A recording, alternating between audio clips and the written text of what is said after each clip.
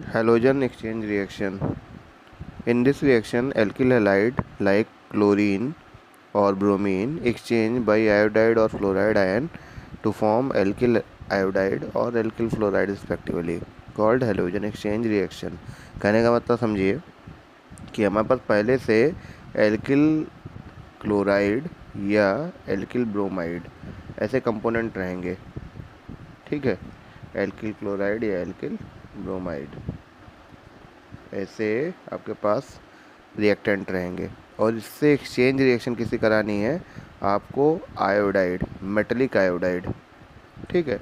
Metallic iodide या metallic fluoride, इनकी reaction करानी है और इनकी रिएक्शन कराने के बाद हमको एल्किल आयोडाइड या एल्किल फ्लोराइड मिल जाता है, ठीक। तो इस रिएक्शन को हम हैलोजन एक्सचेंज रिएक्शन कहते हैं। कराने की ज़रूरत क्यों पड़ती है, रीजन समझो। डायरेक्टली फ्लोराइड और आयोडाइड बना पाना पॉसिबल नहीं है। क्यों? क्योंकि फ्लोराइड जो है वो बहुत फास्ट रिएक्शन देता है, तो रिएक्शन जो इसकी होती है वो कैसी होती है, एक्सप्लोसिव नेचर की होती है, ठीक। और आयोडीन जो होता है वो जो है बहुत स्लो रिएक्शन देता है, तो इसके लिए ऑक्सीडाइजिंग एजेंट लाइक HiO3 या HNO3 जैसे ऑक्सीडाइजिंग एजेंट्स की ज़रूरत पड़ती है, तो जाके रिएक्शन होता है। तो एक बहुत स्लो है, दूसरा वाला बहुत फास्ट है। तो जो फास्ट है उसके लिए क्या किया जाए, फास्ट वाले के लिए किसी स्लो वाले को ढूंढ लिया जाए और स्लो वाले के लिए किसी फास्ट वाले को, ठीक है। तो हम क्या करते हैं, फ्लोरीन को सिल्वर के साथ, जानते हो सिल्वर नोबल मेटल की तरह बिहेव करता है, मरकरी के साथ, ठीक है, एंटीमनी के साथ, कोबाल्ट के साथ रिएक्ट करा के कंपाउंड फॉर्म कर लेते हैं। अब ये मेटेलिक फ्लोराइड हो गए। इससे क्या हुआ कि फ्लोरीन की जो रिएक्टिविटी वो हो गई, वो मॉडरेट हो गई, बहुत तेज़ रिएक्ट नहीं करेगा अब। और इसी तरह से आयोडीन को किसी ऐसे मेटल के साथ रिएक्ट करा लिया जाए जो रिएक्शन जो है बहुत तेज़ स्पीड से देता हो, जैसे वो रिएक्टिव मेटल होना चाहिए। एग्जाम्पल है सोडियम आयोडाइड, पोटेशियम आयोडाइड। तो इनके साथ रिएक्ट करा के मेटेलिक आयोडाइड बना लिया।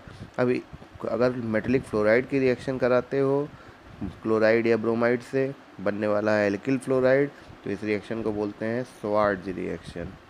क्या बोलेंगे, स्वार्ज रिएक्शन।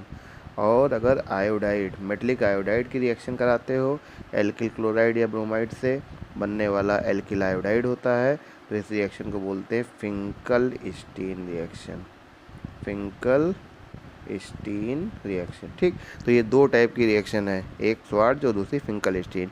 स्वार्ज रिएक्शन में क्या बनना है, एल्किल फ्लोराइड बनना है, और फिंकल स्टीन में क्या बनना है, एल्किल आयोडाइड बनना है। इस चीज़ को दिमाग में रखना है, एल्किल फ्लोराइड और एल्किल आयोडाइड।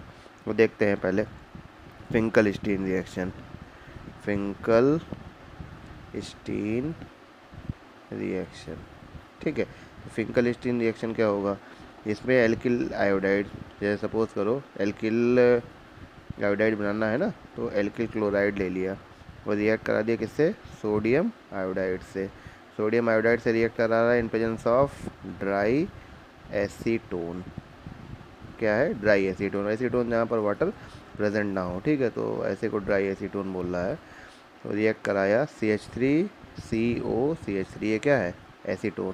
तो एसीटोन से रिएक्ट कराएगा तो क्लोरीन जो है ये क्या होगा, क्लोराइड आयन हट जाएगा, एक्सचेंज होगा ना, और आयोडीन उसकी जगह पर, आयोडाइड आयन वहाँ पर पहुँच जाएगा, तो बन जाएगा CH3CH2I प्लस NaCl। तो क्या बन गया, एथिल आयोडाइड, एथिल आयोडाइड। तो ये रिएक्शन कैसी है, फिंकल स्टीन रिएक्शन। ध्यान रखना नेमिंग रिएक्शन है, पूछी जाती है। तो एथिल क्लोराइड से एथिल आयोडाइड बन गया।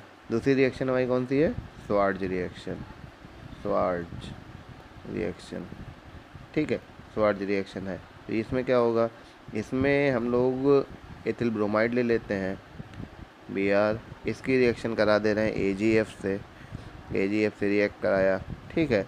जब AgF से रिएक्शन कराओगे तो क्या होगा, फिर हेलोजन एक्सचेंज होगा। तो हेलोजन एक्सचेंज से फ्लोरीन ब्रोमीन की जगह पर और ब्रोमीन फ्लोरीन की जगह पर पहुंच जाएगा, बन जाएगा CH2F प्लस AgBr। तो इस रिएक्शन में क्या बन गया, एथिल फ्लोराइड, इसको क्या बोलोगे, एथिल फ्लोराइड। तो ये रिएक्शन हमारी क्या है, स्वार्ज रिएक्शन। तो ये दोनों रिएक्शन जो है वो हैलोजन एक्सचेंज रिएक्शन के अंदर पूछी जाती है। ठीक है, तो ध्यान रखिएगा, halogen exchange reaction important reaction है एल्किल फ्लोराइड और आयोडाइड बनाने के लिए। Thank you.